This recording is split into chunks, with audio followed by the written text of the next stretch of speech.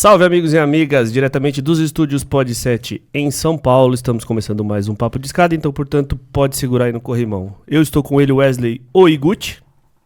E aí, Morenão? E aí, vamos falar do que hoje?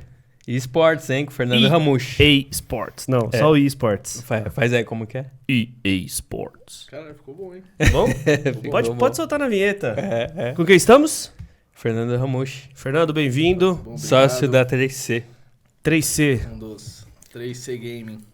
maravilha. Você quer se apresentar primeiro? O que você Vou tá falar fazendo um lá pouquinho, hoje? pronto. Cara, falando um pouquinho. 3C Gaming hoje é uma empresa dedicada aos esportes. A gente faz tanto agenciamento de talentos e da carreira deles, tanto quanto parte comercial. Faz um pouquinho de intermediação de negócio, voltado sempre para os esportes e games. Uma partezinha publicitária, criativa. A gente faz um pouquinho de tudo, pra ser honesto. É uma agência, né, praticamente. Mas é porque a gente aborda um pouquinho mais. Então a gente entra para uma parte de tecnologia. A gente tenta, assim, a gente absorve bastante do que o mercado tem para oferecer. Então a gente acaba abrindo várias vertentes. Mas dentro do core mesmo é a agência. Uhum. Pelo menos eu chamo de agência. E tá onde lá? Onde que vocês estão? Cara, o nosso escritório fica no WTC. A gente está no espaço chamado R1 Space, que é um espaço incrível. O pessoal do WTC junto com a R1 montou. E a gente tem operado de lá. E o seu filho do... O meu? Totalmente. Joga pouco? Joga quase nada. O moleque essas horas deve estar jogando. Se não tá, se já jantou, já deve estar jogando. Então, para você que está assistindo a gente, que se interessa pelo assunto, por jogos, por eSports, e eu já vou perguntar se eSports é esporte, já vou deixar essa pergunta polêmica em breve, mas já vai seguindo o canal do Papo de Escada, certo? Certo. Vai deixando aquele like, compartilhando com seus amigos esse vídeo, LinkedIn. acompanhando a gente em todas as redes sociais, inclusive LinkedIn, seguindo a gente no Instagram sempre como Papo de Escada, certo? Você tá no LinkedIn também? Tá, né? No LinkedIn, tá? Então já vai ter todo esse conteúdo lá também, né? LinkedIn, Instagram, Twitter. Bora. eSports é esporte? Interrogação. Só vou pedir pra você falar um pouquinho mais próximo. Cara, é uma boa pergunta. E eu vou ser honesto que é um pouquinho polêmica, né? Uhum. A gente não Um pode pouquinho? polemizar. Mas na minha concepção honesta, assim, é uma forma de esporte. Da mesma forma que o xadrez também é. Você tem toda uma parte cognitiva e que o esporte também tem. Você tem treino, você tem a parte competitiva efetivamente. Não é... A ministra falou que era só uma forma de entretenimento. E como o esporte também é. Você vai assistir o futebol por entretenimento. Mas falar que os atletas não são atletas porque eles não estão efetivamente correndo ou fazendo alguma Atividade algo física. físico meio chato com o pessoal. Então eu considero, na minha concepção, sim, um esporte. Tá? O estado do Rio de Janeiro também, concordo com eles. E é isso. Eu também, tô com você. E você? Não, e eu sou meio suspeito pra falar, porque eu conheci o Fernando através de trabalho. Eu fui na Game... Como se chama? Game House, né? GH. Foi na GH Game GH House. Game House lá do Fluxo e, cara, é isso. Tem todo um preparo, tem toda uma logística, tem estratégia, tem tudo, cara. Cara, quando você Não tem começa... né, se você vê o dia a dia bastidor. da molecada, ele não tá sentado na frente do computador ou no celular e simplesmente jogando por diversão ou, sabe, tipo, jogando até que ele consiga ter uma maestria lá do jogo, algo do tipo. Não, tem técnico, tem psicólogo, tem dieta, tem atividade física também, tem, sabe, você faz tanto do físico, mental, preparatório pro jogo. É um dia maçante, é cheio. Você pega a gente que é especializada no jogo para traçar estratégia, um técnico efetivamente, você tem analista para ficar assistindo e colhendo dados dos jogos para saber o que é melhor fazer, baseado nos dados estatísticas. Então, falar que não é esporte, talvez seja mais por uma questão de não ter vivenciado aquilo e não ter tido a oportunidade de ver aquilo de perto, que é uma realidade. Pra você ter ideia, eu trabalho com esporte eletrônico quase 10 anos.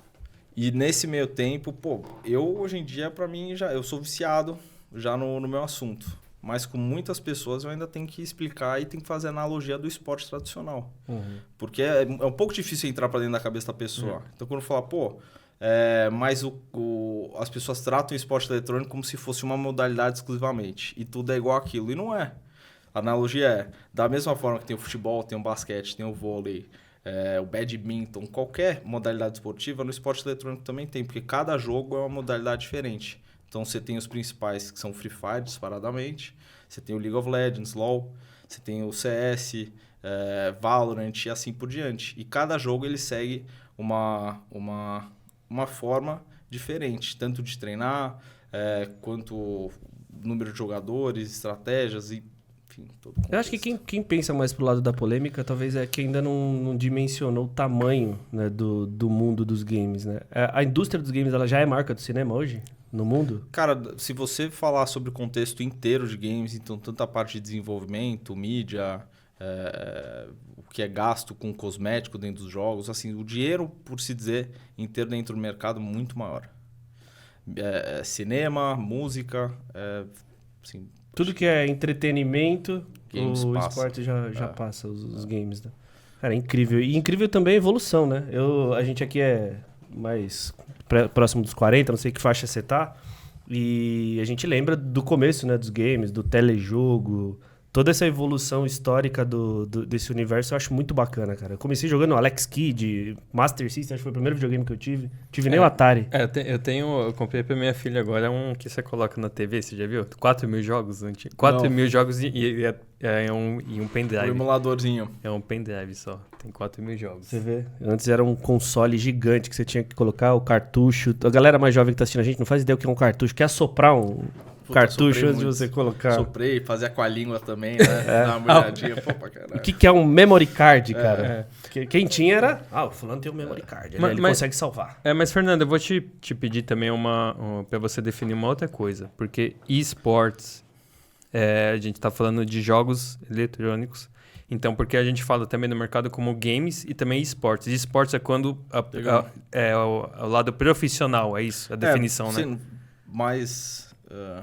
não é necessariamente o lado profissional, mas é o esporte eletrônico. Né? Então, são os jogos que você consegue categorizar, o que você consegue, o que você tem efetivamente um ambiente competitivo. Então, que ou a desenvolvedora do jogo, a publicadora do jogo, ela cria um campeonato oficial daquele jogo, onde as pessoas competem, e aí entre essas competições podem ser tanto amadoras quanto profissionais. Amadoras, pessoal de comunidade que joga o jogo, se junta para jogar e talvez tenha uma premiação, e os profissionais que efetivamente são contratados por organizações para se juntar e jogar essas competições. E aí o esporte, né, os esportes eletrônicos, são esses, que são games, mas games é um espectro muito maior, é um espectro completo. Então, por exemplo, do que vocês estavam falando, isso é um game casual. Jogos single player, RPG, e aí uma porrada aí de forma você pode determinar o tipo de jogo, mas os esportes eletrônicos não necessariamente são jogos que você compete contra outra pessoa, e existe uma variedade gigante de competições. Os mais jogados ou os mais consumidos, né, o conteúdo que é consumido no Brasil, são aqueles que são do League of Legends, Free Fire, CS, Valorant. Fortnite também. Fortnite, ele não é muito consumido na parte competitiva. Fortnite ele é consumido como um conteúdo de dia a dia, o pessoal que cria realmente conteúdo jogando Fortnite, tanto jogando no jogo normal, quanto uma nova vertente do Fortnite que entrou agora, que são os mapas criativos, que é incrível. Porque hoje o Fortnite ele tem uma ferramenta que você pode criar o seu mapa de Fortnite com o seu modo de jogo, não necessariamente replicando o que o Fortnite já oferece. Isso é bem legal, o pessoal tem investido bastante para criar novas experiências dentro do Fortnite, inclusive branded content, que está rolando dentro do Fortnite através dessa ferramenta. Então... Cara, eu vi uma vez dentro do Fortnite o evento do Travis Scott. Cara, foi um absurdo. Você lembra disso? Ele pareceu gigante, assim, cara, a galera tudo conectado, meu filho em casa. Eu falei, que é isso, cara? O que tá acontecendo? Foi um negócio absurdo, né? Na minha época, eu dividia os jogos em 4 tipos, né?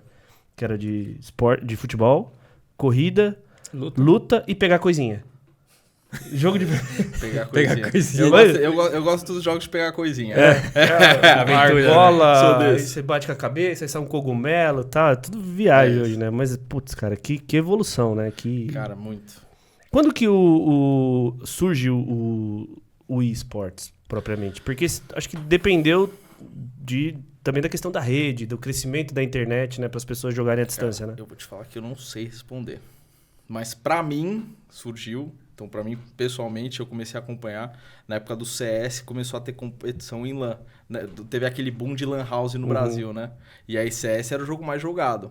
E aí, as LANs começaram a fazer competições lá dentro. E aí, eventualmente, começaram a se criar as competições nacionais. Os nomes fortes surgiram nessa época, tudo em cima disso, então, né? O pessoal todo lá que era antiga MBR. Quem que era? Gaules era CS?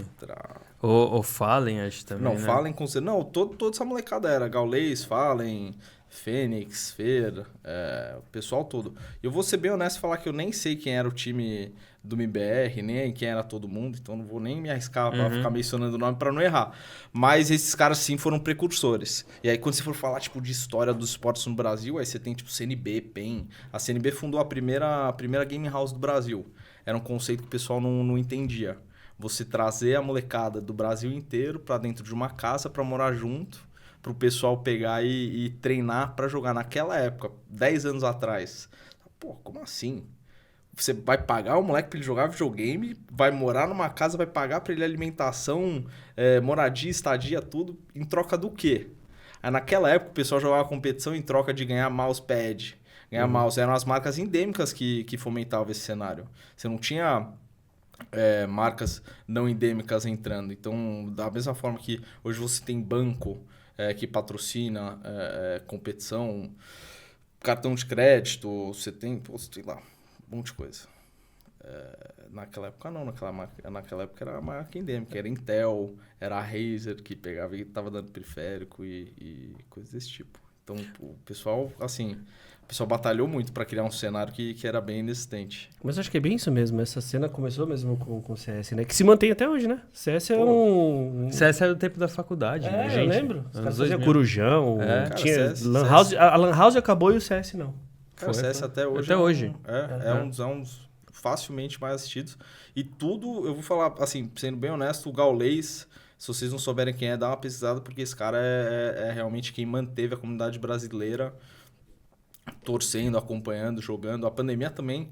A pandemia foi muito boa pro esporte eletrônico, pros games como um todo. Né? E principalmente para conteúdo de live e pro pessoal que criava esse tipo de conteúdo nas plataformas, que Twitch, Facebook, YouTube e várias outras aí que já não existem mais. Mas a pandemia reteve muita gente que talvez não jogasse mais... ou estivesse jogando numa frequência muito menor, porque estava saindo, estava trabalhando, fazendo, enfim, N coisas, e voltou a assistir e voltou a jogar.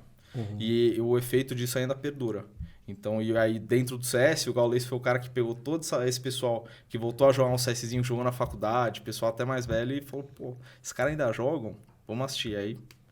E hoje, o cara pega 600 mil de pessoas assistindo o time brasileiro jogar em campeonato internacional. Imagina 500 mil pessoas simultaneamente assistindo o cara, assistindo o campeonato do CS no canal do Gaules. E aí depois do Gaules você começa a ver uma molecada também que começa a querer esse tipo de conteúdo, que nem o Casimiro, que inclusive foi um sucessaço na Copa, né? Não tem nem como falar. Mas o próprio Gaules, ele é um cara também que ele não é só conteúdo game, né? Ele explodiu a bolha, né? Ele virou um cara interessante em outros aspectos, é um cara que tem história de vida bacana. Ele transmitiu NBA, cara. Porra. O cara só comprou os direitos da NBA pra ele transmitir. Era Band com um joguinho ou outro, Sport TV, ESPN e o Gaules. Cara, a mesma coisa a Copa agora com o Casemiro, né? Não, tem vários nomes bem relevantes, assim. Se a gente for falar pessoas que quebraram certos paradigmas, por exemplo, Nobru, um moleque, também pra quem não conhece, tem que pesquisar. Ele é um moleque que ele veio da periferia aqui de São Paulo.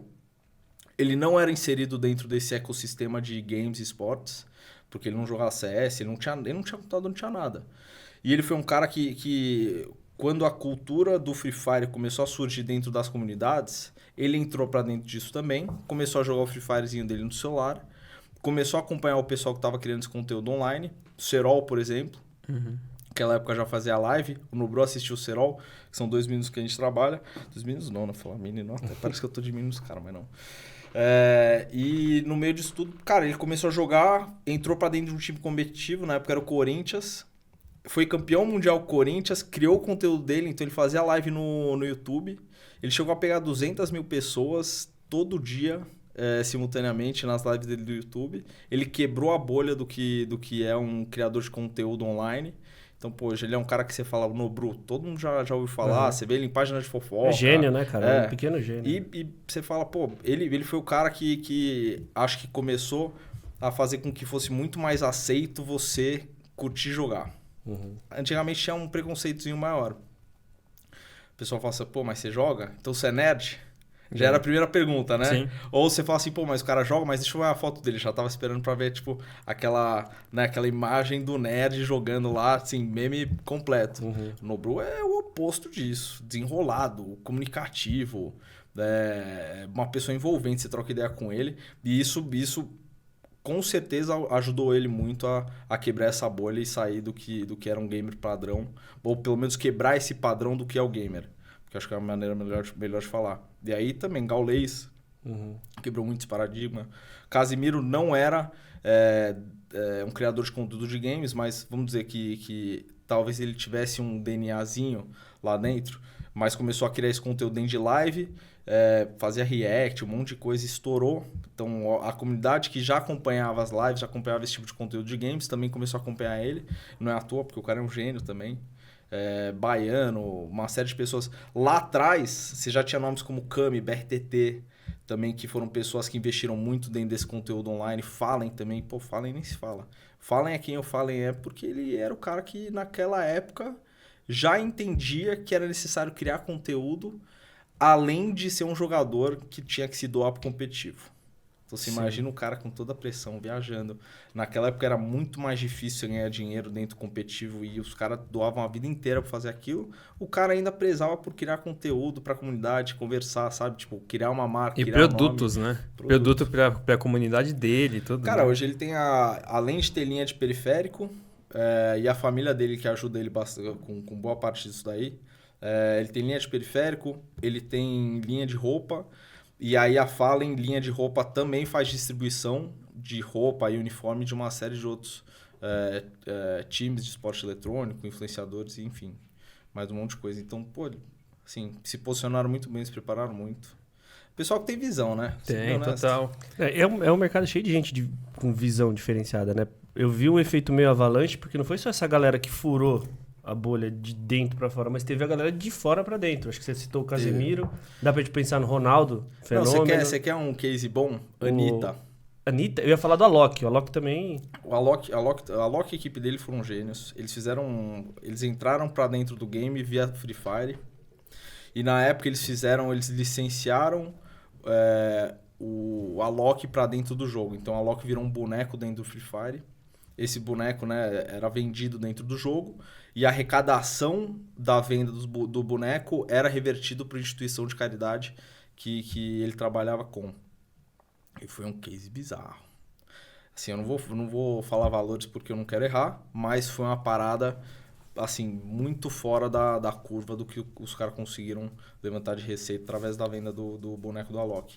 E não só isso, questão de visibilidade foi impressionante. E ele foi bem inteligente, assim, porque ele ajudou a divulgar, a fomentar. Ele não foi uma pessoa que pegou e só colocou a imagem lá e não falava. Ele falava em todo lugar.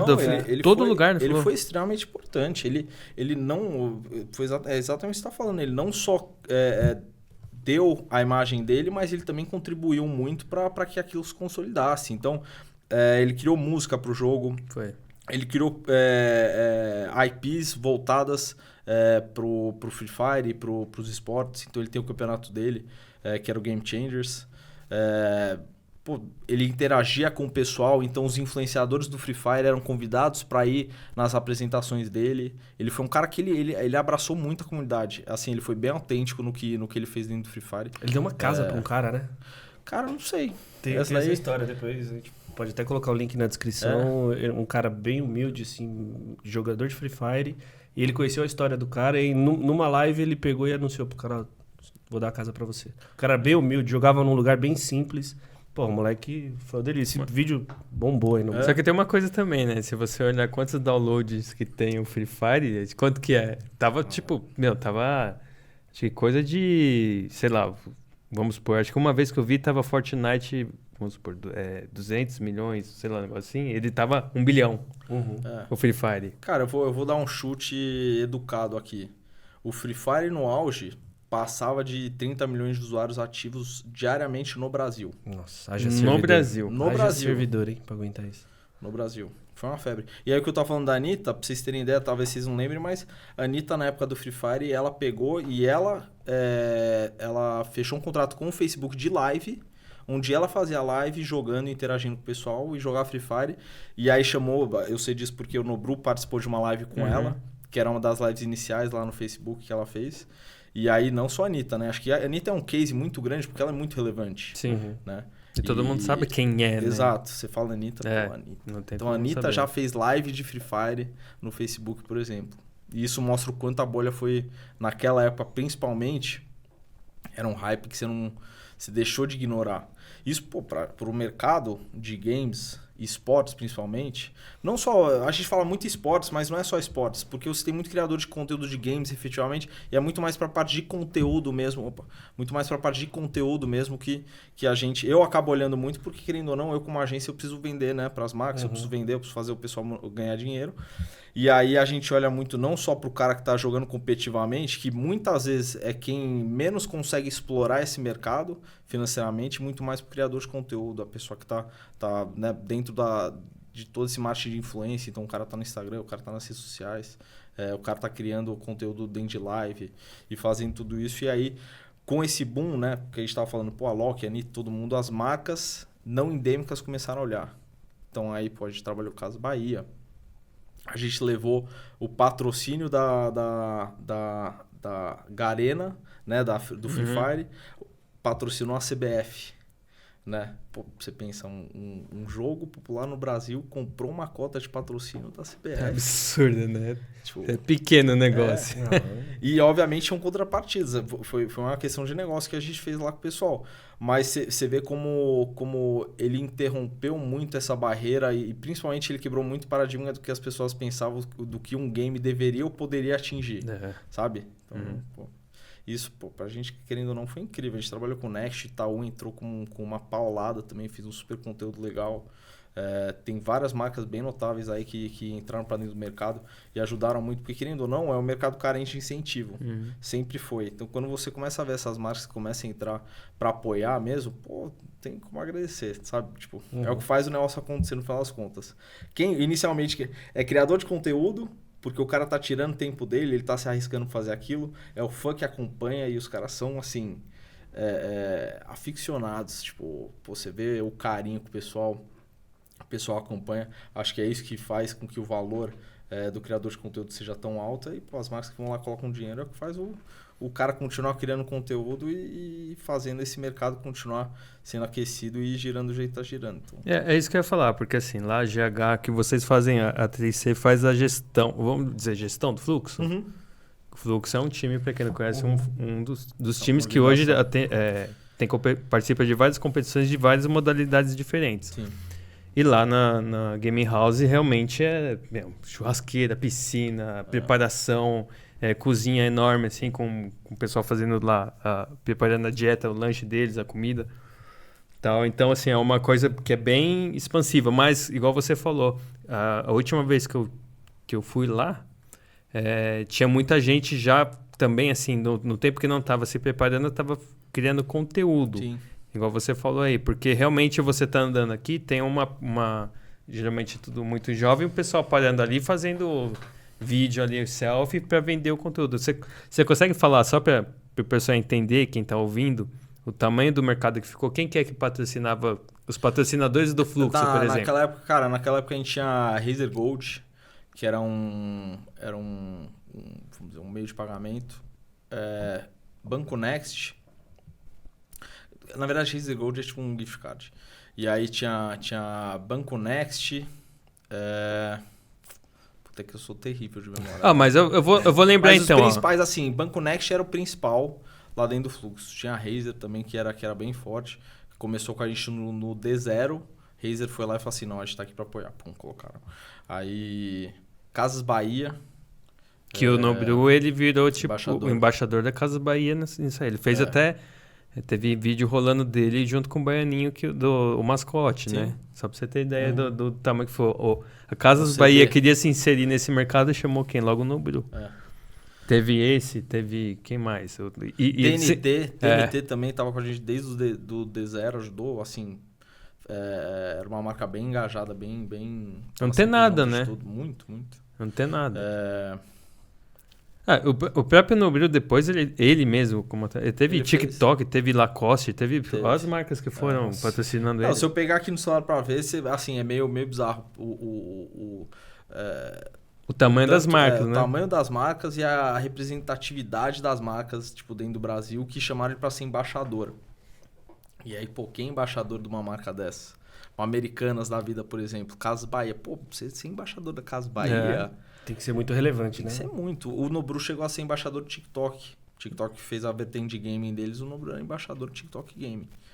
Que é um pouquinho mais endêmico, mas mesmo assim é surreal pensar, sabe? A relevância daquela pessoa dentro do mercado. E aí, pra você ter ideia, pô, quando eu comecei, a visão de que você tinha que criar conteúdo pra fã ainda era escassa. E aí, por mais que criava-se conteúdo, não era um conteúdo de qualidade, ou você não tinha um investimento para que fosse um conteúdo de qualidade, até porque não tinha dinheiro, pô. E aí, normalmente, tipo assim, a organização ia lá, contratava os jogadores, fazia, né, uns videozinhos pro YouTube, pessoal, e era super legal, era importante pra comunidade, o pessoal que queria se engajar mais, ou queria mais essa atenção, né, com os fãs, pegava e fazia uma livezinha, e aí você ia vendendo uma coisa aqui, uma coisa lá. Que eu falei, sempre endêmico. Aí, né, de lá pra cá na minha carreira, acho que o passo de evolução foi o Free Fire. Porque quando entrou o Free Fire, eu toquei o projeto do Corinthians, né, que pra mim foi uma virada de chave, principalmente porque eu conheci o Nobru e o Serol lá. E aí o projeto do Corinthians foi muito engraçado, que a gente pegou, e aí você já tinha uma Loud, e pra quem não souber o que é Loud, acho que provavelmente deve saber, mas dá uma pesquisada também, porque os caras são também monstros. Eles criavam conteúdo e eles tinham uma casa, assim, bizarra, era coisa dos sonhos. Devia ser, tipo, uns 30 pau de aluguel na casa, tipo, pré-pandemia, que era um valor bizarro. Piscina, os quartos todos decorados, pá. Galera lá pegando mais de 1 milhão de views por vídeo, todo mundo, os caras monetizando bizarramente no YouTube, que é puta contrato de live.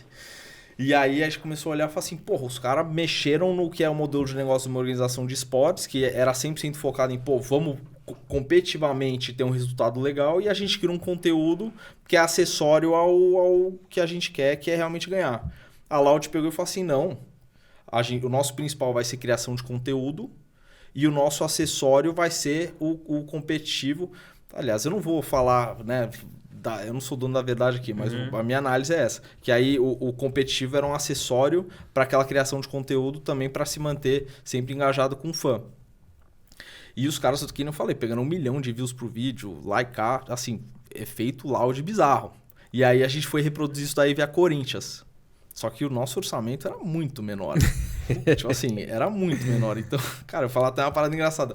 Eu tava gerenciando o projeto, então fui procurar uma casa. Aí eu tinha um budget muito pequeno, mas eu precisava pegar uma casa que desse esse efeito, né? Tipo, vendesse o sonho de que os caras estão morando numa mansão. Então tinha que ter piscina, tinha que ter quarto individual, tinha que ter uma churrasqueira, né? Que nem o Guti falou, tinha que ser um negócio legal. Aí, cara, eu fui encontrar uma casa lá em Santo André. Pô, a casa era legal, tudo, só que a casa era um bordel. Era um antigo bordel. E é real isso. E assim, a casa já tava toda limpinha, já não rolava nada lá. Mas você via, assim, quartos individuais. A estrutura toda. Mas enfim, aí a gente ficou lá. Pedaços e restos. A gente ficou lá na casa, a gente montou a casa. Ficou uma estrutura bem legal. Assim, a gente ofereceu um puta do nosso legal pros moleques. E aí o foco era ter os moleques no competitivo. Só que era criar vídeo. E, pô, eu fui meio que aprendendo no processo, porque não é fácil você criar conteúdo, não é fácil você criar vídeo de YouTube. Não é simplesmente pegar uma câmera e gravar. Tem toda uma direção, né? Hoje tem uma estrutura, você tem roteirista, você tem equipe de edição, não é um editor, sabe? Você tem sessão de brainstorming do que vamos fazer, você tem estudo de benchmark do que o pessoal tá fazendo no Brasil e fora. E eu não tinha nada disso, eu tinha um orçamento, contratei um pessoal lá pra fazer, vi um cara gravar e gravava lá e até que ficava legal e tinha um hype, pô, Corinthians é um puta nome, você fala que é o Corinthians lá dentro, já vem a galera assistir só pelo seu timão. E aí a gente ia fazendo os negócios lá, só que assim, quando você ia comparar, pô, tava mundos à parte. Mas aí foi a partir de lá que a gente aprendeu, cara, a gente tem que investir no conteúdo. Se não investir no conteúdo, você esquece, porque só pelo competitivo você vai morrendo. E a gente viu muita organização perder muita relevância por conta disso. As principais organizações na época, antes do Free Fire e antes desse boom de conteúdo acontecer, era PEN, INTZ, Red, e ainda que são organizações de esportes, né? São extremamente relevantes, mas, poxa, você vai bater de frente com uma Loud ou algo do tipo, não se sustenta. Elas são tradicionais, né? Vamos dizer assim, essas outras aí, mas a Loud é referência, né? Tem a Fúria também, né? Que também Fúria tá bom, também, né? É um nome mega conhecido. Fúria, porque tô falando porque ela também é uma que ficou antenada nessas coisas de criação de conteúdo. Cara, né? ficou, mas eu pelo menos na minha percepção, eu acho que eles ainda correm muito mais pro lado, vamos ser competitivamente superior, e eles investem bastante nisso, do que tanto pro lado de conteúdo. Óbvio que eles fazem algumas coisas, como eles têm uma seleção lá de criadores de conteúdo de live, dentro do hall deles lá, de streamers da Fúria, mas... Se eu não falar que eu não acompanho tanto conteúdo deles, eu não acho que eles chegam a fazer tanto conteúdo quanto a Loud. Não. A gente teve um convidado aqui que tinha acabado de ser chamado pela Fúria. Ele tava até com a camisa, né? Tava com o uniforme da Fúria. Abração, era P. Era P, Criador de conteúdo. Você falou de YouTube, eu ia te fazer uma pergunta pensando na coexistência dos dois universos, né? Dá pra dizer que o YouTube não seria o que ele é hoje se não fosse o mundo dos games e vice-versa? O mundo dos games talvez não fosse o que é hoje se não fosse o YouTube? Cara, eu acho que é um pouquinho mais pro lado do mundo dos games, talvez não seria o que é sem o YouTube. Cara, o YouTube é uma plataforma... Maior emissora do mundo, né? Vamos dizer assim. O que os caras geram de conteúdo de forma orgânica não tá escrito. E não é de hoje, né? Do lado dos games. Eu lembro do meu filho pequeno, ele assistindo Resende, como que era o outro do Minecraft? Chegou a fazer até show. O cara fechou em teatro. Não sei, mas se for pegar o nome gigante do Minecraft, Felipe Neto, por exemplo. Felipe Neto. Meu filho nunca gostou dele, ainda bem. A polêmica. A polêmica. Porra, ele era o próximo convidado, velho. Lembrar o outro. Tá bom que ele vem. Ô, Fabião. Convidado ele foi, né? Corta essa parte aí, porque ele tava pra vir. Não, eu tinha o... Cara, Minecraft, aí a galera... A criança, ela tava jogando ou ela tava assistindo quem tava jogando. Cara, era um absurdo. O YouTube era um canal violento. Assim, e ainda tem isso, tá? Não, eu tô falando de 10 anos atrás, cara. Mas eu tô falando de manter desse jeito, de assistir, jogando. O meu filho, pra você ter uma ideia, ele tá jogando, a televisão tá passando o jogo... Diferente do que ele tá jogando, ele tá antenado aquilo. Ele tá jogando com galera daqui, o vídeo ele tá vendo em inglês, ou ao contrário, jogando com os caras de fora e o vídeo em português. Cara, a cabeça do moleque fica em alta frequência o tempo inteiro. É um negócio louco, cara. E o YouTube é a casa disso, né? É onde essa cultura nasceu dentro ali do YouTube, né? Cara, YouTube e das plataformas de live também. Hoje eu acho que a principal que o pessoal fala é a Twitch. O YouTube também é uma puta plataforma de live também. Mas a Twitch era mais gamer, né? Tinha aquele DNA gamer. Então, você queria assistir alguma coisa de game, você ia na Twitch pra assistir de live. Você precisava assistir alguma coisa de vídeo mesmo. Não necessariamente, por exemplo, um Resende da vida que tá fazendo conteúdo lá mais pra interação que foi, mas você queria saber jogar um pouquinho melhor. Você queria ver uma gameplay de como um pro player fez alguma coisa, você entrava no YouTube lá pra pesquisar. Pra ser um jogador melhor, né? Pra jogar melhor com seus amigos. E aí, mas, cara, a verdade é que, no final das contas, todo esse pessoal, eles sempre... Tem esse DNA de querer aparecer. Na verdade, não é nem de querer aparecer, mas de se expressar. O cara que ele tá inserido dentro dessa cultura de games, ele quer se expressar. E a forma dele se expressar é expressar jogando. É o jeito que ele joga, é como ele gosta de jogar, como ele interage com os amigos dele. Muita gente quer ter essa carreira de streamer, por exemplo, o criador de conteúdo, porque é uma forma dele também querer se expressar e ser reconhecido por isso. Então, talvez se não tivesse YouTube...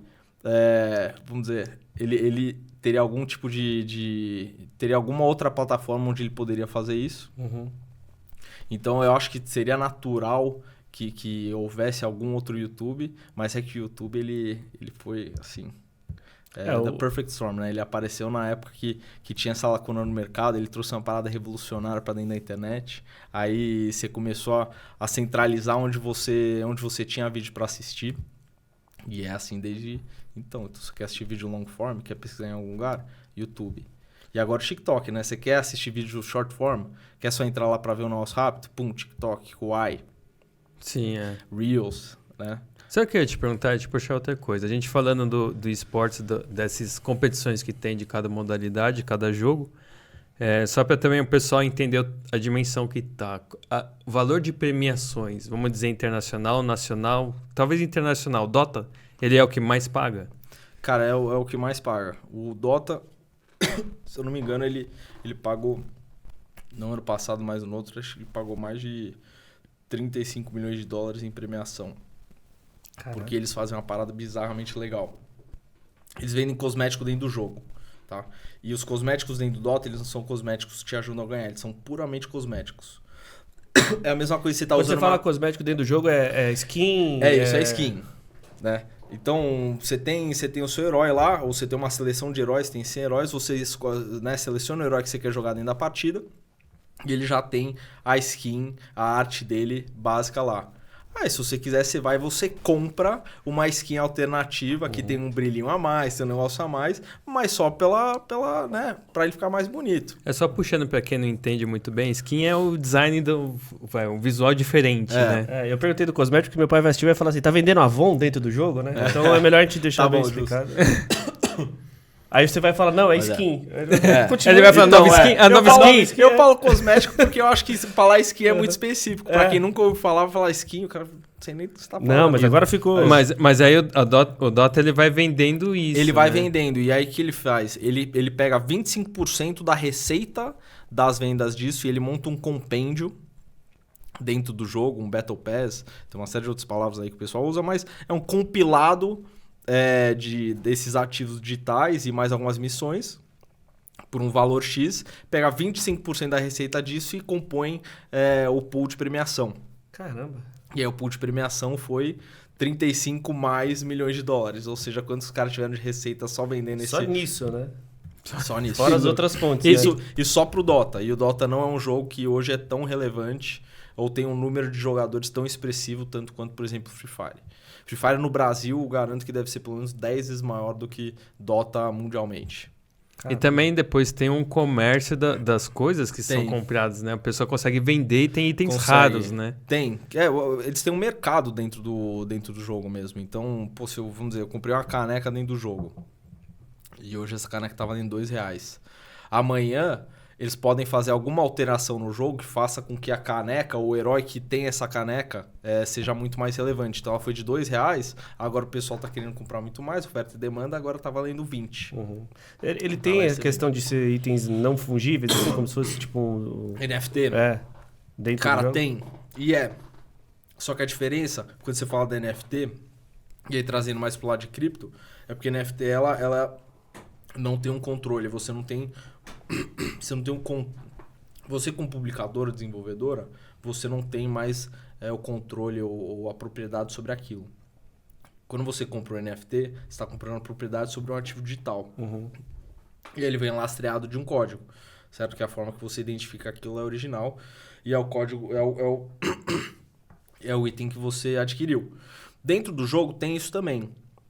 Só que as publicadoras desenvolvedoras, elas têm total controle e propriedade de tudo que é desenvolvido dentro do jogo. Então, por mais que eu possa comprar um ativo digital dentro do jogo, ele não é meu. Uhum. Eu tenho como se fosse a posse daquilo. Você tem a licença, né? Praticamente. É isso. Então, a qualquer momento, se eu for banido, eu perco todos os meus itens também, porque eles nunca foram meus. Entendi. Você meio que Eu tinha direito de permissão. uso, você paga Isso. pelo direito de usar. Mas só para o pessoal ter noção, ele falou 35 milhões de dólares a premiação. Em reais, dá mais de 150 milhões de reais de premiação. Mole. Você imagina o tamanho do E do negócio? Dota, que é um jogo assim, a gente tá falando, talvez ninguém nem saiba o que é, né? É. Porque não é, você falou que ele não... Dota é um dos jogos competitivos mais antigos que tem. Aham.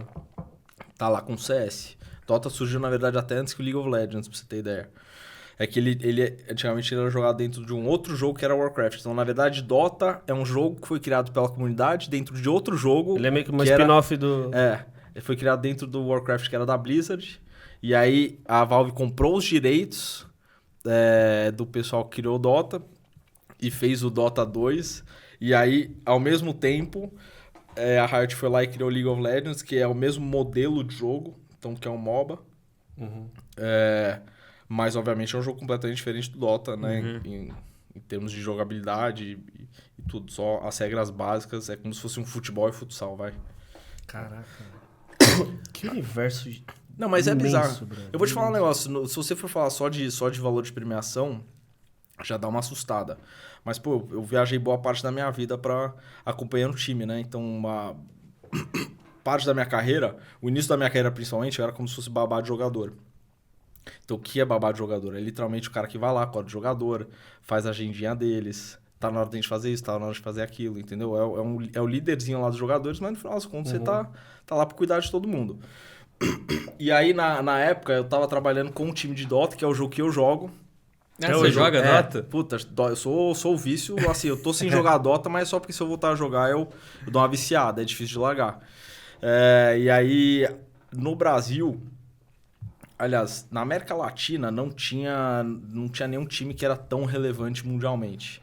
E aí, eventualmente, a organização que eu trabalhava, que era a PEN, e o proprietário da PEN, que chama Arthur, o pessoal chama ele de Pada, foi lá e montou uma equipe, né, de brasileiros, investiu uma grana que naquela época ninguém investia. E, cara, e deu um matchzão lá e os moleques começaram a jogar muito e começaram a classificar para jogar os campeonatos lá fora. Então, dentro do Brasil, você não tinha campeonato que era jogado offline. Offline é você jogar dentro de um estúdio, vai. Uhum. Mas lá fora era um monstro completamente diferente. Então, cara, eu fui pra Filipinas, eu fui pra Xangai, eu fui pra Califórnia, fui pra Vancouver, né? Tudo pra ir pra esses campeonatos. Só que esses campeonatos não eram estúdiozinhos qualquer. Era em estádio olímpico. Caraca. A gente foi na China, era um estádio, era um estádio lotado, acho que devia ter umas 30 mil pessoas, lotado, uma estrutura bizarra. Eles praticamente fecham hotéis. Na China eu fiquei num hotel, que era um hotel 5 estrelas, o hotel estava praticamente fechado pra gente. Eles tinham pelo menos 2 ou 3 andares que eram 100% fechados, porque eles montavam sala de treinamento para as equipes dentro dos quartos de hotéis. Então não é só você pegar e você pegar o quarto do hotel, você tem que fazer uma infraestrutura de internet e energia para você comportar aquele tanto de computador lá. E aí você tá falando de mais 50 computadores. E aí quando você vai falar toda a parte de transmissão, broadcast, se falar sobre logística de jogador, alimentação, você imagina a grana que rodava dentro só para fazer isso acontecer dentro desses campeonatos. Tipo, cara, era um negócio real. Quando eu sou formado em Direito, né? Tirei o AB, tava trabalhando no escritório de advocacia, tava seguindo a carreira que meus pais estavam falando, pô, show de bola, Fernando, é isso que a gente quer pra você, né? Assim, Terninho, tá? Terninho, gravata, advogado. Só que eu odiava, eu tenho zero perfil de advogado. Aí eu cheguei no meio disso tudo, pô, já tava, né, cansado, já sabia que não era a carreira que eu queria seguir. E jogava Dota, e jogava muito Dota na época com o Arthur, né, que é o Pada, o dono da PEN. E aí eu peguei um dia, me demiti do escritório, fui tentar trabalhar com meu pai, não deu certo, né, pai e filho, pá. Acontece. Seu pai é advogado? Não, meu pai, a gente tem confecção de jeans no Brás. E aí fui trabalhar com meu pai, não deu certo. E aí eu peguei e liguei pro Arthur.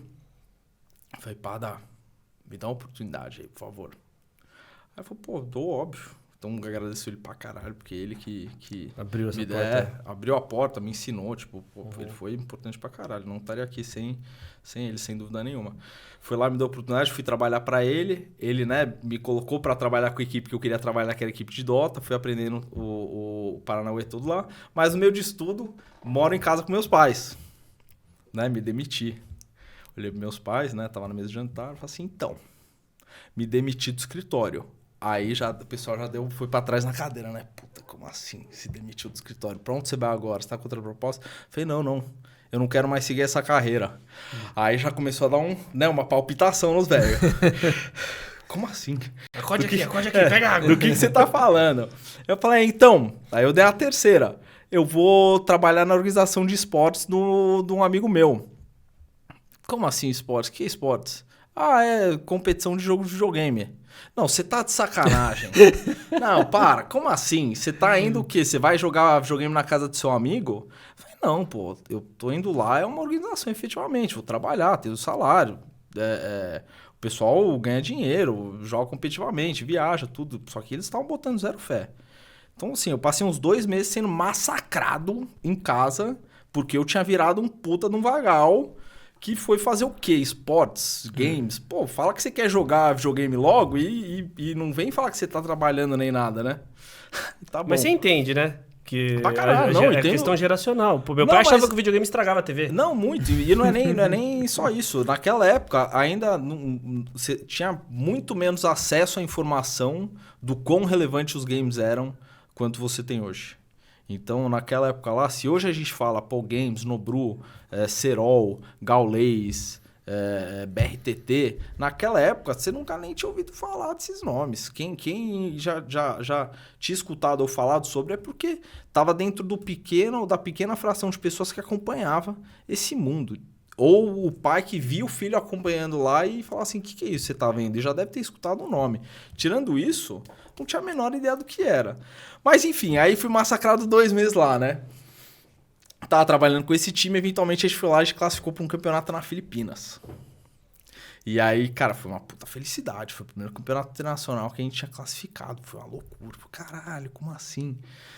Aí eu fui pra casa e falei assim, então, só pra avisar, mês que vem eu estou indo pras Filipinas. Aí meus pais, tipo, como assim? Eu tô indo pras Filipinas jogar um campeonato lá. Aí os caras, não, beleza, legal, parabéns, né? Puto da vida. Aí passou um mês, chegou a hora de ir pra Filipinas. Aí eu cheguei, liguei pra minha mãe e falei assim, mãe, faz favor pra mim, me dá uma carona até o aeroporto. Ah, pegou meu... Como assim pro aeroporto? Eu falei, tô indo pras Filipinas. Você tá indo pras Filipinas fazer o quê? Tô indo pras Filipinas com o time, porque a gente vai jogar o campeonato lá. Aí ela pegou e Falei, não é tava possível, esse menino tá acreditando. fumando droga. Não, eu falei assim, como assim? Mas quem pagou isso? Eu falei, a organizadora do campeonato. Mas é sério? Eu falei, é sério. Aí peguei e fui pras Filipinas. Aí fiz vídeo, né? Mandei no grupo da família. Pum, fiz vídeo lá, mandei. Aí o pessoal foi encantado. Vi o estádio lá lotado de gente, gritando. A gente tinha escolta policial. Era o nosso bizarro. A gente tava numa vanzinha, tinha uma escolta policial que levava a gente pra tudo que é lado. Tipo, foi dentro de casa, pelo menos, era o que era necessário pra eles divisor de entenderem. águas. Exatamente, divisor de águas. E aí, a partir de então, meus pais começaram a me apoiar muito, porque eles viram que realmente o negócio era sério. Então, boa parte também do sucesso que eu tive dentro da minha carreira foi meus pais também me apoiando. Muitas vezes eu precisava de ajuda, eu precisava de alguma conexão, algo do tipo, e ia pedir ajuda do meu pai. Ia pedir um conselho, alguma coisa. E aí ele, já a partir desse momento, começava a entender que eu estava realmente trabalhando no negócio. Ele ainda tem uma dificuldade de assimilar o que é o que eu faço, mas tudo bem, tá apoiando lá, tá show. Explicar, né? Tipo, alguém pergunta, e aí, o que ele tá fazendo? Mas só voltando um pouquinho, que eu acho que eu me perdi. Você conheceu esse Pado? O Pada, o Arthur. O Pada. Arthur. Então, mas ele antes da... Você Antes foi de ir pra organização, eu já conhecia ele. Ele jogava junto. você Mas jogava junto. eu conhecia, na verdade conhecia ele porque já conhecia do colégio. Ah, tá. Então eu já conhecia a família dele, a gente estudou no mesmo colégio. E aí jogava Dota, e aí comecei a jogar Dota com ele, então a gente jogava casualmente, Sim, né? Com os amigos, e aí foi assim que eu acabei pedindo oportunidade para ele, porque ele já tinha organização na época. Então, imagina, se eu já tô no esporte eletrônico há quase 10 anos, o Arthur, que foi um dos precursores junto com a CNB, já tá mais que isso. Então ele fundou a segunda GH do Brasil. Colocou dinheiro próprio, foi lá, investia. Colocava, pagava os moleques, trazia pra E, São e Paulo. depois desse passo, você já, na sequência, já é o Corinthians? Já ou não? Depois da PEN? Cara, eu fui... Foi PEN, aí entrei, fiquei na PEN um tempão, aí eu tirei um tempinho da PEN, já tava meio desgastado, voltei, aí conheci meu sócio Renan, meu sócio na 3C eu conheci, trabalhando com ele na PEN. De lá o Renan tinha saído, foi pra GC, pra Gamers Club, tinha sido adquirida pela IGC, que é Mortals Game Club, que é uma empresa dos Estados Unidos. Ele já estava trabalhando lá, eu continuei trabalhando na PEN. Aí o Renan foi e ele fechou esse contrato com o Corinthians, que era um contrato de licenciamento, onde o Corinthians dava a marca Corinthians para criar a organização de esportes. Mas quem pegou a marca foi o Renan mesmo ou foi a empresa que ele foi tava? Foi a empresa. Ah, tá. Foi a Gamers Club. E aí ele precisava de alguém para tocar o time e eu já tava fazendo isso daí, tipo, de olho fechado. Então ele pegou, ele me chamou e assim, meu desejo sempre foi também ficar sempre muito próximo do Renan. Não é à toa que até hoje a gente tá junto e é sócio. Sim. Na 3C, então a gente fundou a 3C junto. Fiz o projeto do Corinthians, conheci os moleques. Aí... Cara, a época do Corinthians foi meio loucura. Que ano que porque foi? Foi 2019. Era Andrés ainda, né? Não sei quem que era que tava na presidência, mas talvez. Acho que era. E aí, na época, eu tava acostumado com... O jogador que ganhava bem, ganhava tipo uns 10 mil reais por mês. Uhum. Que é uma puta grana. Sim, sim. Mas assim, 10 mil reais já era o cara que era fora da curva. Aí porque ele ganhava, porque naquela época o dinheiro vinha mesmo pro competitivo, pro pessoal que jogava bem. Aí do nada entrou o Free Fire. E aí o Free Fire ele começou a ter toda essa parada de live, conteúdo, YouTube. Uhum. Só que num volume de pessoas completamente fora da curva. Então se você era relevante pegando 2.000 pessoas te assistindo simultaneamente numa live, o Nobru começou a pegar 100 mil. Então você pensa na escala de dinheiro proporcional a isso. Não só o Nobru, assim, o Nobru foi, vamos dizer, a segunda geração, mas já tinha Serol, já tinha o Gato, já tinha o pessoal da Loud, já tinha um pessoal lá que também já estava fazendo história dentro do Free Fire e dentro dessa parte de live. E na época tinha uma plataforma chamada Cube TV. Que foi, assim, a Cube também foi quem revolucionou boa parte desse conteúdo de live e do pessoal que estava acompanhando. Que na época era só a Twitch. E a Twitch, como é que funcionavam os contratos? Na época você tinha um contrato de parceria. Então, na verdade, você conseguia monetizar fazendo a sua live e o pessoal pegando e se inscrevendo no seu canal. Então, você tirava uma porcentagem da inscrição. Quando a Cube entrou, ela entendeu que ela precisava trazer as pessoas que já estavam acostumadas a criar seu conteúdo e serem assistidas na Twitch e levar para uma plataforma completamente nova de origem chinesa. Então, o modo que a plataforma funcionava também era um pouquinho diferente. Então, eles começaram a oferecer contratos de live.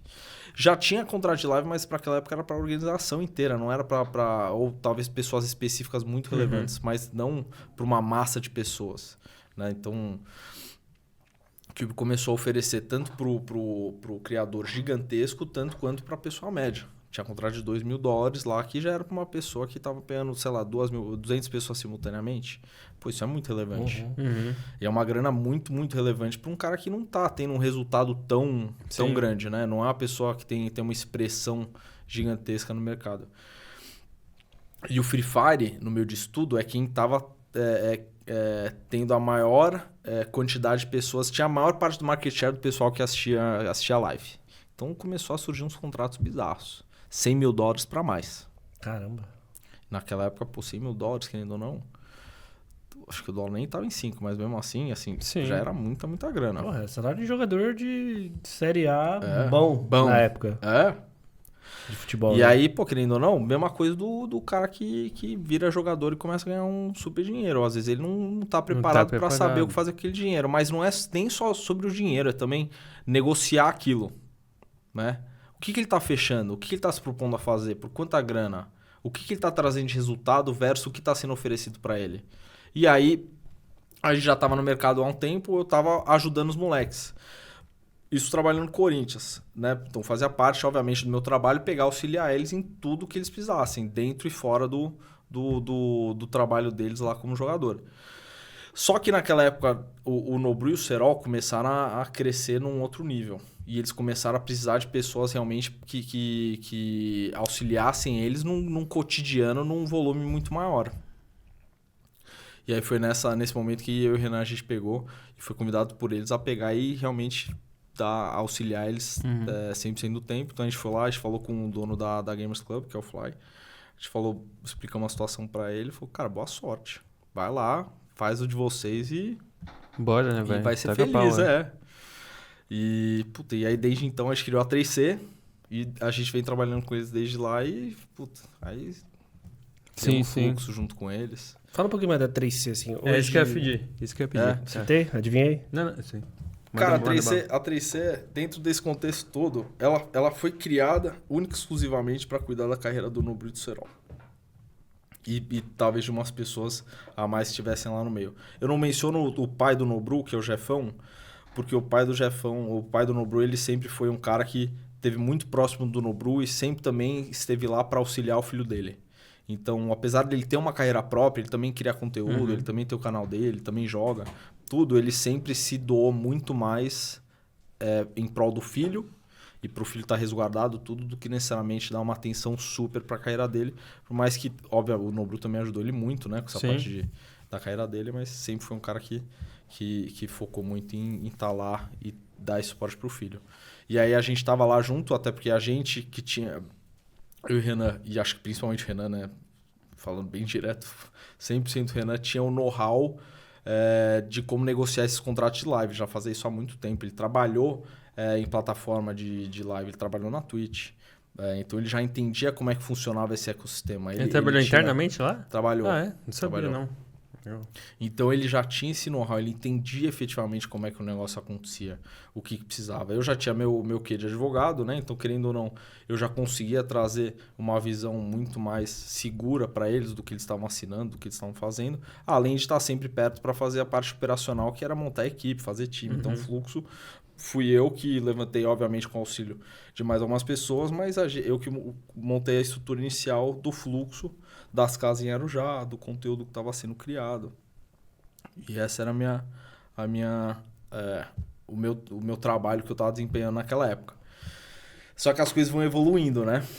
Então foi de novo o Serol e da carreira incrível deles. E aí tudo que foi sendo criado em volta deles. Então eles deixaram de ser só streamers, né? Então teve toda uma parte comercial mesmo. Então não é só venda comercial, que a gente fazia ativamente também, né? A gente não esperava só chegar um e-mail na caixa dele. A gente pegava e ia para as marcas para tentar vender. Expectava, né?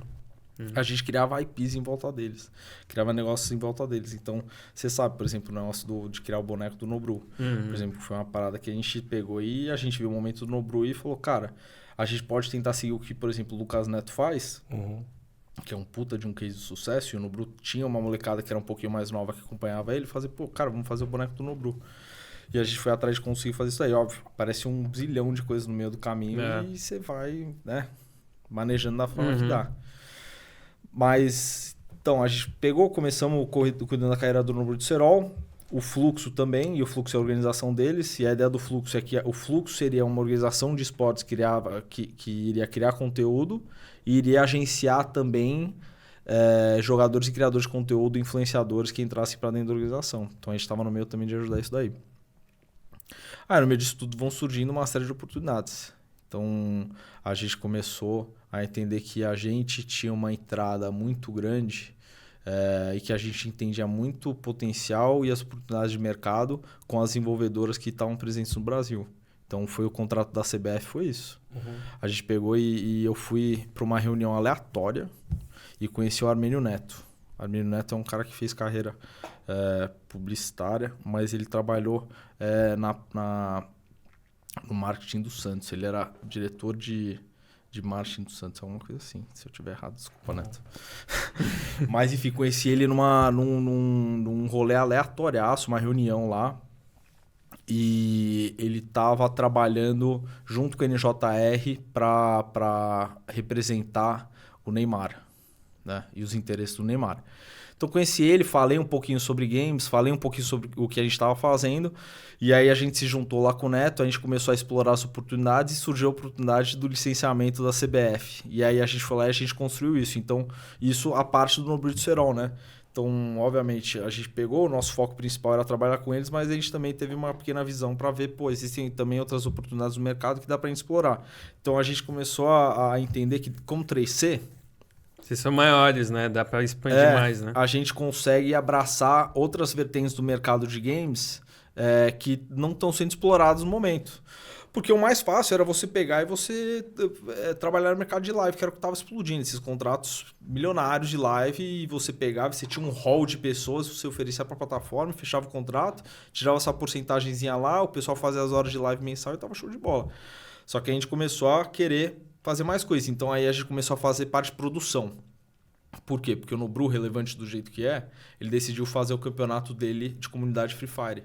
Que hoje, tirando a LBFF, que é o campeonato oficial, principal, né? Oficial, é disparadamente o campeonato mais assistido e acompanhado da comunidade. Para a gente poder abraçar essa demanda do Nobru, a gente começou a buscar parceiros de produção. E a gente trabalhou com o pessoal que foi extremamente importante para fazer isso acontecer. Mas, eventualmente, já não estava abraçando e já não estava tendo um fit da forma que a gente queria que fosse. E a gente também viu a oportunidade, porque muita gente vai pedir, cara, quero também fazer um campeonato. Quero também ter uma IP de esporte eletrônico. Quero também fazer um evento, alguma coisa. Então, a gente falou, cara, vamos abrir. Por que não produzir? Por que não produzir? Então, fomos lá e a gente pegou um sócio para fazer essa parte de produção. Então hoje, aí, cara, o 3C já é mais de 3, já deve ter uns 5. Não, já tem muitos, Aí a gente começou a ver o mercado publicitário. Então, o que era o mercado publicitário? Você tinha as marcas que queriam se comunicar com o pessoal que estava consumindo esse tipo de conteúdo. Ia lá, chamava o Nobru e o Serol para ser embaixador, ou patrocinava o Fluxo, e mandava uma série de entregas que o pessoal tinha que fazer em rede social. Aí pedia para ele fazer um negócio no Stories e o pessoal olhava e falava assim, pô, vou ser bem honesto com você, isso aqui não vai engajar com o meu público. Ah, mas a marca pagou, tem que fazer, né? O cara quer divulgar o produto dele, quer divulgar o que ele tá fazendo. Mas é que dessa forma não vai ser muito legal pro meu público. Tá bom. Viu uns negócios bizarros assim, tipo Nobru falando de porcelanato, assim, tinha algumas coisas assim? Não. Cara, já... Vocês filtram né? A gente sempre teve uma visão muito mais... de construção do que simplesmente de venda. Então, a gente, assim, raramente a gente fez um contrato que fosse tipo one time, sabe? Sempre foi uma parada de, contratos de 6 meses a 1 ano para mais. Então, e aí tem que realmente ter fit com... Exato. Identificação, então, propósito. Isso, né? E a gente, que nem eu falei, a gente trabalhou ativamente. A gente foi atrás de muita marca mesmo para conversar, para prospectar, para tentar construir isso. E acho que também é uma boa parte do porquê não teve um Nobru falando sobre porcelanato. Mas a gente começou a identificar que muitas vezes as marcas e as agências também que não estavam acostumadas com esse público, a forma que o pessoal consumia esse conteúdo, eles não estavam acostumados com a forma que o pessoal se comunicava, que engajava. Então a gente falou, cara, vamos fazer a gente. Se a gente acha que a gente consegue se comunicar ou criar uma estratégia de comunicação melhor, vamos pegar e vamos traçar alguma coisa para fazer. Então a gente foi lá e a gente trouxe o Paulo como sócio também, que começou a tocar essa vertente publicitária criativa. O Aguiar? Paulo Aguiar. É o que a gente chamou. Mas ele é bem publicitário mesmo, né? Não, cara, ele é uma mente criativa bizarra. Criador de conteúdo. Viajou agora, fez uns conteúdos lá muito legais. Assim. Ele trabalha na Fast Shop. Trabalha não sei se trabalha. Enfim, tá na Fast Shop, Fast Company, desculpa. Fast Shop é eletrônico, né, irmão? Não, Fast Company. Fast Company é um portal de notícias e conteúdo publicitário bizarro. Os caras são mundo afora, são gigantescos. E o Paulinho tá lá e representa eles lá. Então, ele foi, por exemplo, pro Festival de Cannes agora, que você deve ter visto, representando a Fast Company Brasil. Então ele foi lá e ele fez um haul de conteúdo pros caras, tanto pro Instagram Muito, dele, né? quanto pro Instagram dos caras, assim, completaço. Completo. Ele é um cara que ele entende como se comunicar. É. Não é à toa que a carreira dele é essa, né? E hoje E ele é aí- esse braço da 3C. Ele é esse braço publicitário da 3C. E aí, a gente começou a fazer um pouquinho de tudo. Então, eventualmente, chegou uma parte da minha carreira, por exemplo, que eu já não estava trabalhando muito nessa parte operacional, já não estava mais tancando, né? Não aguentava mais o estresse de fazer aquilo. Eu fui para uma parte mais de desenvolvimento de negócio. E aí, a gente precisava de alguém que ficasse full time com o Nobre Serol e tivesse sempre no dia a dia deles dando esse apoio lá com eles. Então, aí entrou o Matt. Sim, sim. E aí, cara, a forma que a gente estruturou a 3C é que toda vez que a gente precisa abrir uma vertente nova, relevante, a gente traz um sócio para dentro de casa. Muito mais do que contratar uma pessoa nova. Ah, mas é uma questão de grana? Não é. É uma questão mais de visão. A gente, Sim. a gente quer construir um negócio a longo prazo e a gente quer um parceiro efetivo para fazer isso. Então, acho que o que a gente tem mais próximo é... 3C foi criada para cuidar exclusivamente do Brucerol, certo? Só que você tem uma gama de influenciadores aí que também são carentes de uma representação comercial ou de alguém que agencie a carreira deles, né? Que dê Tem esse outra suporte. agência fazendo isso? E aí tem a Crew. A gente criou a Crew em sociedade com o Brucerol. E para tocar a Crew, a gente trouxe o Túlio também como sócio da agência. Que ela é mais uma agência. Ela é mais uma agência, mas ela é focada...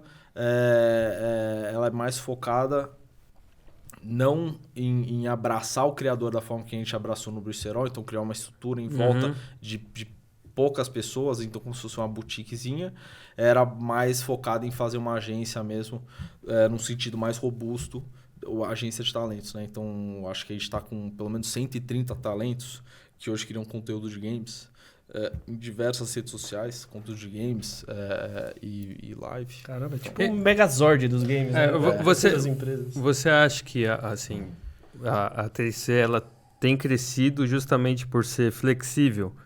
Porque, por exemplo, ele é um mercado novo, né? Você realmente, esse é um diferencial que acho que até o próprio mercado de esportes te força a ser isso, né? Porque como tá começando mesmo a expandir agora e ser conhecido, você vai atendendo igual você falou. Aparece ali uma demanda, você cria a vertente ali e vai criando... Cara, eu acho que a gente atira para todo lado, né? Então, tem uma oportunidade, a gente quer apostar nela. E, obviamente, que no Brucerol abre muita porta para isso. E, assim, eu falo que 90% do que a gente faz, na verdade, é para poder abraçar eles e criar alguma outra coisa em volta deles. Porque, assim, é para benefício de todo mundo. Sim, sim. Sempre que o Nobru e o Serol estão indo bem, a gente Da tá indo cena, bem. né? Não é nem do Nobril e do Serol, não é nem só do fluxo, é da cena do esporte, né?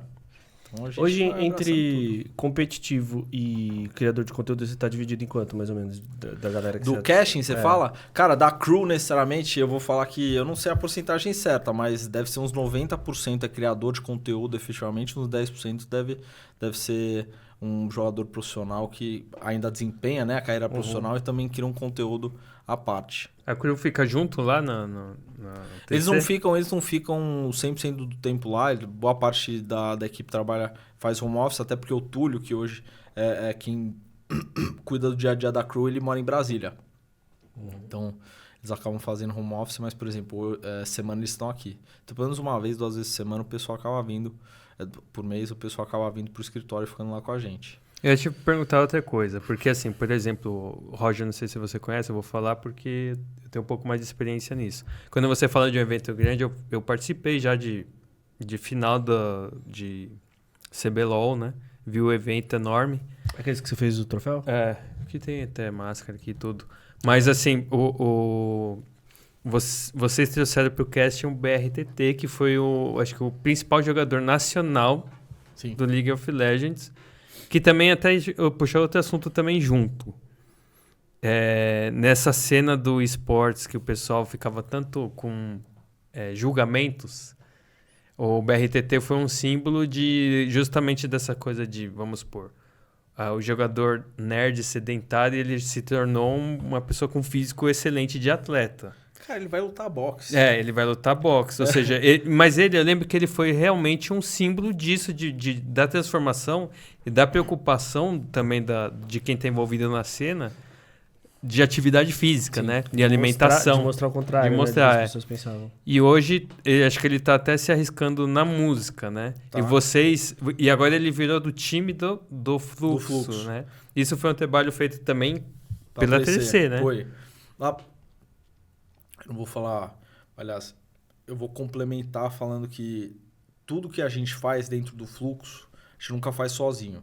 Então, vamos dizer que a gente tem um conselho deliberativo lá dentro do Fluxo, que é 3C, no Brucerol, Giovanni, que também vocês não devem conhecer, mas é como se fosse um coordenador de operações lá dentro do Fluxo, também está desde o começo, então também outro moleque que abraçou desde o comecinho.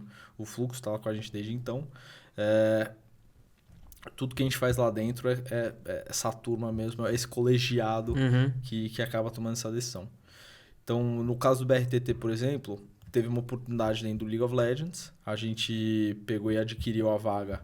Porque, para você que não conhece, o League of Legends ele tem um circuito fechado, como se fosse um modelo de franquia da competição, que nem a NBA faz, por exemplo. Então, para você poder entrar para dentro do que seria uma Série A da competição, você tem que comprar a sua vaga para estar lá, né? E aí você não perde essa vaga, é propriedade sua. Então, no League of Legends... O Fluxo foi lá e comprou a vaga. Só que o Fluxo veio do Free Fire. Nunca teve nenhum tipo de trabalho feito, nenhum tipo de conteúdo feito com League of Legends, sabe? Não tinha... O pessoal poderia saber quem é o Fluxo por conta do Nobru e do Serol, ou por saber um pouquinho sobre o que é o Free Fire, né? Já deve ter estudado o nome, mas não tinha nenhum tipo de afeto com a organização. Tinha uma tradição, né? Exato. E aí a gente pegou e optou por criar esse projeto do Fluxo de League of Legends e, cara, não à toa era importante pegar e entrar com um tiro de canhão que é o BRTT. O BRTT, que é que nem você falou, ele é o cara que ele tá desde o comecinho do League of Legends, é o cara que investiu na imagem dele. Se você pegar quem é o BRTT no começo do League of Legends, quem é o BRTT hoje, fisicamente você vê que tem uma mudança gigantesca de como ele aparenta. Tanto pela parte de saúde, mas também pela forma de se portar. Sim. E tudo. E também esse daí é outro monstro, tá? Tem uma cabeça Eu comparo ele como se fosse o Ronaldo do League of Legends ali. Ele é o cara que já estava jogando e já entendia que era mais, ele seria um político ali, vamos dizer. Ele faria política, cara, junto, né? Ele criou a marca própria. E aí, por exemplo, o Fênix também do CS também criou. Mas é que a dele, ele criou a marca dele que é Respeita. Né? Bem do jeito que ele fala. E, cara, independente, é uma marca que também já sobressaiu ao que o esporte eletrônico ou o pessoal do League of Legends. Já é uma marca consolidada. Você falou sobre ele se aventurar no mundo da música. Cara, ele já tá consolidado também. Tá fazendo música, foi muito bem aceito. Tá percorrendo esse caminho. Do esporte também. Não profissionalmente, mas ele tá correndo atrás de treinar o boxe. Então ele vai fazer a estreia dele no boxe. Num evento que vai surgir, acho que mês que vem. Se não no próximo. Tá uma tendência, né, galera? Cara, é porque... Quem puxou foi o Whindersson nessa... E ele falou, nunca ganhei tanto dinheiro, ele falou. Mas é porque até antes do Whindersson, assim, o Brasil, ele acaba pegando os benchmarks que acaba acontecendo nos Estados Unidos. Que era o Logan Paul da vida? E traz pro Brasil. E nem só o Logan Paul, até antes. Que é pegar pessoas relevantes e você trazer ela pra dentro do esporte e você criar aquela curiosidade na cabeça de quem tá assistindo e acompanha e fala assim, e aí, como será que esse cara vai... Não vai ter agora do Elon Musk do... Tô falando do Elon Musk do... Não, os caras estão treinando pesado. Vai ser legal. Vai ser legal. Você aposta em quem? Eu aposto no Mark, 100%. Você vai de Mark? Putz, você sabe que eu acho que eu vou pro Elon Musk? Cara, no boxe... já treinava. E outro, o Mark tem mais envergadura, eu acho. Assim, não, acho que ele tem envergadura. Eu não sei os aspectos físicos. Eu sei que o Mark... já tava treinando antes, eu vi uma foto dele que, tipo assim, ele tá com aquela cara meio, treino, tá ligado? E que não pararia o mundo essa luta? Eu não acompanho os dois pra saber, eu tô falando mais porque o outro é doido. Eu achei ele mais doido o outro. Não, eu também acho. Capaz dele chegar ali e criar um braço ali. Fazer a loucura. Ele com energia, não sei o que lá, e dá no cara. Cara, mano. mas eu daria tudo pra ver essa luta. Eu pagaria, se eu compraria Então, é isso. um Mas é pay-per-view. isso, Se eles por isso que fizerem fazem. pay-per-view, vai ser o pay-per-view mais vendido da história. É né? por isso que o BRTT tá indo numa dessas também. Ó. Caraca, os caras estão. Mas não é ele gosta também, é por amor. É. Eu falo, não é por uma questão de imagem. Aliás, vou dar a minha opinião, porque eu não perguntei pra ele, né? Não falo com ele. Então, mas pelo que eu já escutei de outras pessoas, é mais uma questão de amor mesmo. Ele curte pra caralho, ele queria... Acho que é o lifestyle dele também, né? É isso, é uma questão de lifestyle. Ah. E ele gosta de estar presente, ele gosta de que as pessoas saibam o que ele tá fazendo. Se ele pega amor pra fazer alguma coisa, ele Fica de quer cabeça, compartilhar né? isso com as pessoas. É.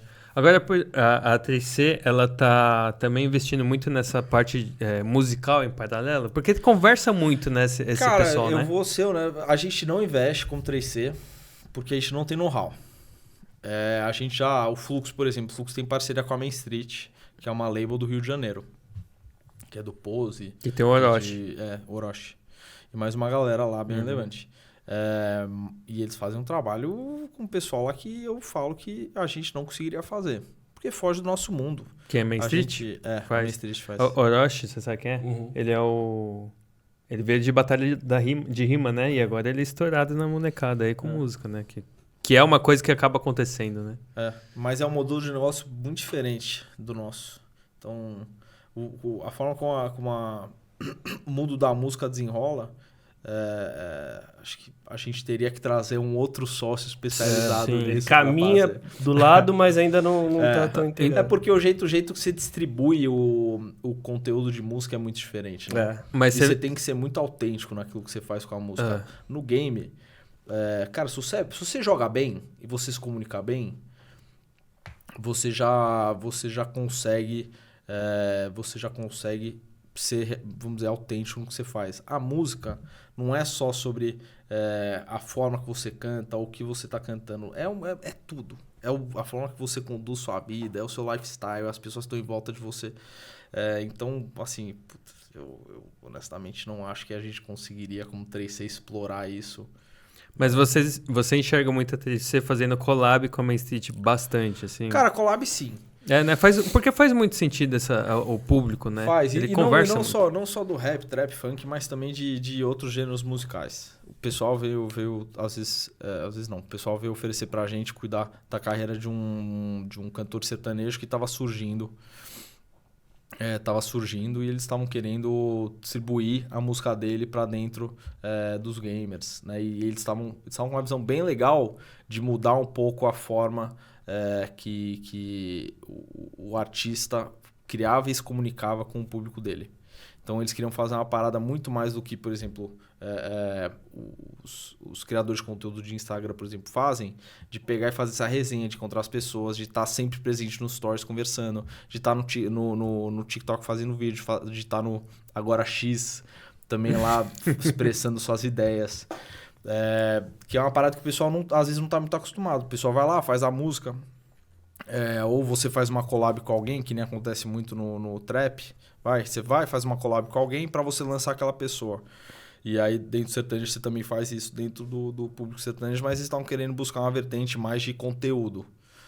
Aí a gente falou, cara, a gente pode até estudar, tentar ver como é que é. Aí a gente foi dar uma pesquisada no mercado e falou, cara, a gente não consegue fazer isso.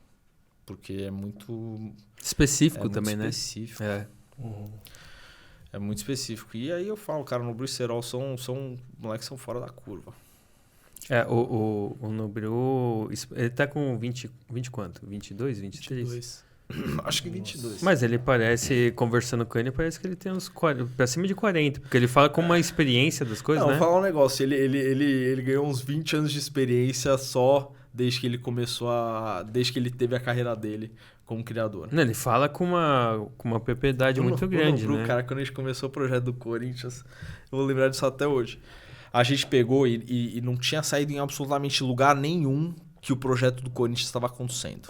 Tá? A gente tinha deixado tudo quieto, o contrato assinado, tudo, já estava montando a casa, já estava com os jogadores contratados, né, para jogar, já estava inscrito dentro do campeonato lá com a Garena.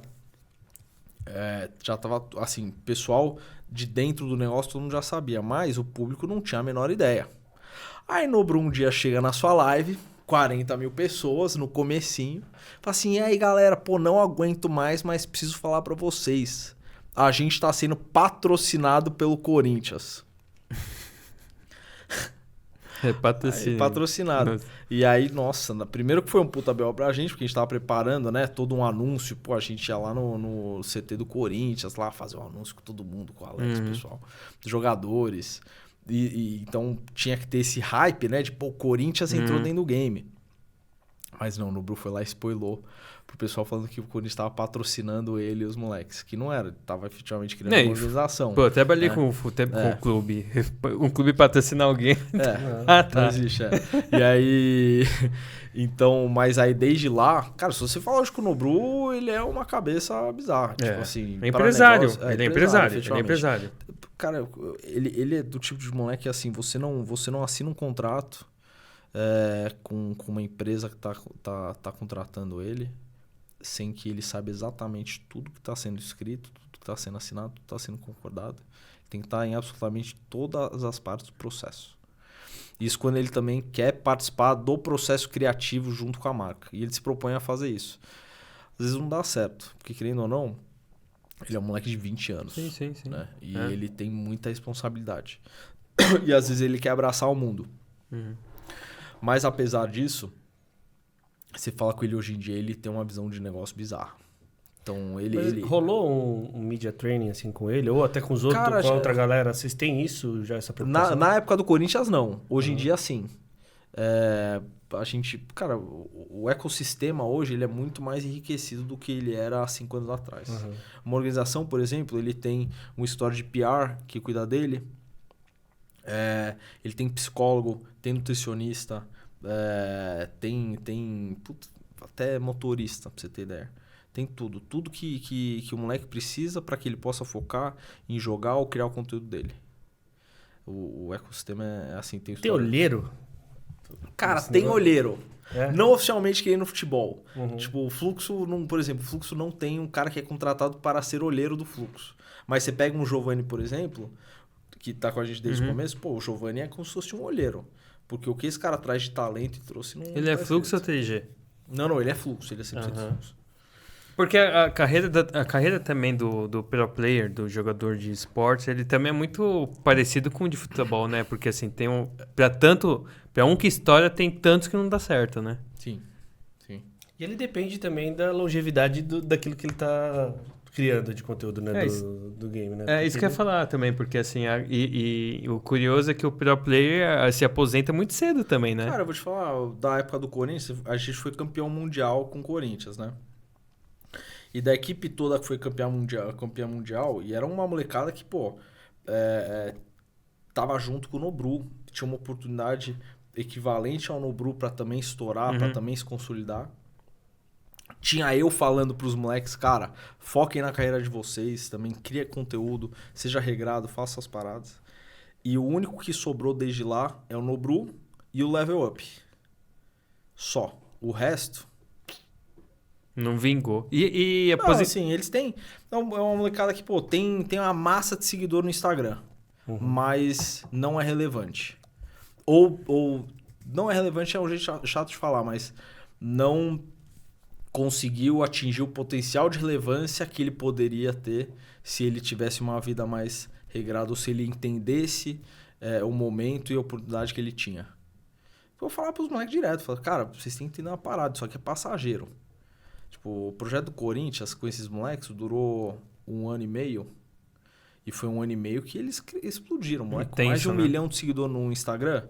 O cara muito relevante, certo? Cadê hoje?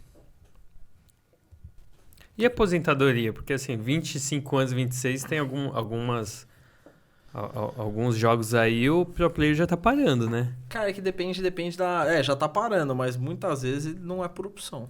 O cara tem ou que se for tentar por se reinventar, né? Ou se for por opção mesmo, é porque ele realmente não aguentava mais jogar. Não queria mais aquilo pra vida dele. Mas eu falo que a grande maioria dos caras se aposentam cedo, muitas vezes não tem o cacife pra conseguir ter uma longevidade, né? Você tá muito ligado à sua preocupação também de ter psicólogo, né? Saúde mental Total, tá né? diretamente e intimamente ligada a essa galera, né? Cara, apesar de proporcionar, né, e ter uma preocupação, tem até nutricionista. O Fluxo tinha até chefe. Eu Quando lembro você disso, foi, é. tinha um chefe lá Tinha, pra ter certeza que a dieta dos moleques estava sendo seguida à risca lá certinho. Mas apesar disso, cara, é muito do moleque. Tipo, o moleque tem que querer se ajudar, né? Então, você pode proporcionar mundos e fundos e, no final das contas, se a pessoa não estiver interessada em levar aquilo a sério ou fazer... Ou às vezes, cara, às vezes é só a pessoa não tem a capacidade de fazer aquilo mesmo. Tipo, tem uma dificuldade mesmo. É momento, né? Exato. Agora a gente... Não dá pra julgar muito, né? Não. Tipo, Mas cada nem um adulto. tem uma trajetória, cada um tem uma caminhada. Mas então... nem adulto, imagina uma pessoa da cidade. Porque Exato. tem uma molecada, né? Agora, antes da gente encerrar, tem um menino que também ele despontou bem, que ele também circula bem nesse meio, que é o Boca de 9, né? Boca Não, 09, adoro. Ele é Boca de 09, né? 09. Mas esse moleque é sensacional, né? Esse de ele é criador de demais, conteúdo. Ele é estouradaço, né? O pessoal que não conhece aí procura ele. Agora, só pra gente encerrar mesmo, você tem alguma coisa pra falar? Não. Falar primeiro assim, como que a gente acha vocês na rede social? Porque assim, vai pro Spotify e tudo, então áudio. Ah, cara, 3C Gaming.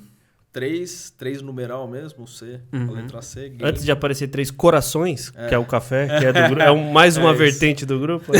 Puta, adoraria, cara. Já pensou? Nossa, se fosse 3 corações, eu acho que talvez eu abandonava parte do esporte eletrônico, fazia só por amor mesmo e, pô, café, né? É gigante, né, cara? Também é outro monstro. Não, e o pessoal tem que procurar a TC Game. Por quê? Assim, vamos fazer seu diferencial. Então você vender o peixe. Falar um pouquinho sobre diferencial. Então, se você é criador de conteúdo e você precisar de representação, vem falar com a gente. Se você quer criar um tipo de conteúdo específico para o público gamer, vem falar com a gente. Se você tem a necessidade de comprar mídia através de talentos em games, ou pessoas relevantes como no grupo, por exemplo, pode vir falar com a gente. Assim, se você precisa de produção, aí eu vou vir falar com a gente pra tudo, vai virar meme até. Mas assim, sem brincar, se você precisar de qualquer coisa que envolva games ou esportes eletrônicos, tirando o desenvolvimento de jogos de forma proprietária, a gente consegue abraçar a demanda. Então eu vou falar com você, porque meu filho é um gamer que quer criar conteúdo. E como que você enxerga o futuro aí do mercado de esportes? Cara, eu honestamente... eu sempre que me perguntam isso, eu faço uma analogiazinha básica. 20 anos atrás, o celular era o Nokiazinho lá, né? E aí, o pessoal tava na rua jogando futebol. Por quê? Porque você não queria ficar jogando Nokiazinho, você queria interagir com o pessoal. Hoje em dia, você nasce com um iPhone na mão. E aí você nasce com um iPhone na mão e você já tem um jogo chamado Honor of Kings lá pra você jogar com os seus amigos. Você tem um Free Fire. Aí você chega lá, você quer interagir com seu amigo, tá chovendo, o que você vai fazer? Vai jogar um Free Fire com a galera. E isso vai se tornar de forma recorrente. Na medida que a tecnologia for aumentando, for se tornando principalmente cada vez mais acessível, eu acho que o esporte eletrônico e games vão começar a crescer e ser distribuído ainda mais. Então, cara, eu só vejo crescimento no mercado. Graças a Deus. É isso aí. Vai ser um grande instrumento de controle de natalidade, que as pessoas vão transar menos, Cara, você jogar mais. Só o Japão, por exemplo, tem um problema gigantesco.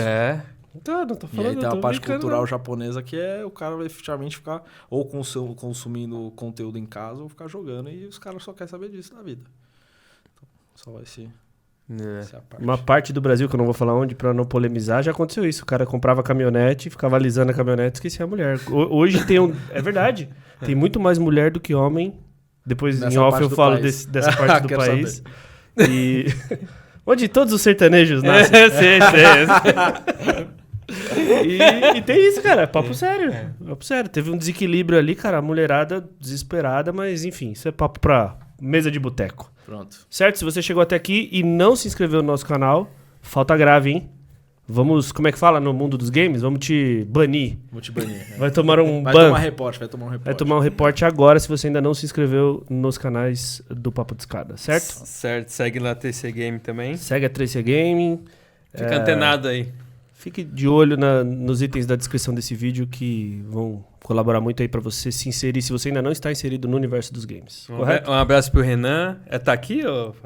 Renan, Jefão. O Jefão nem vou falar Jefão, nada. com Esse certeza. Jefão, esse eu vou pegar na curva, ele tá ferrado. Esse tem que vir aqui, hein?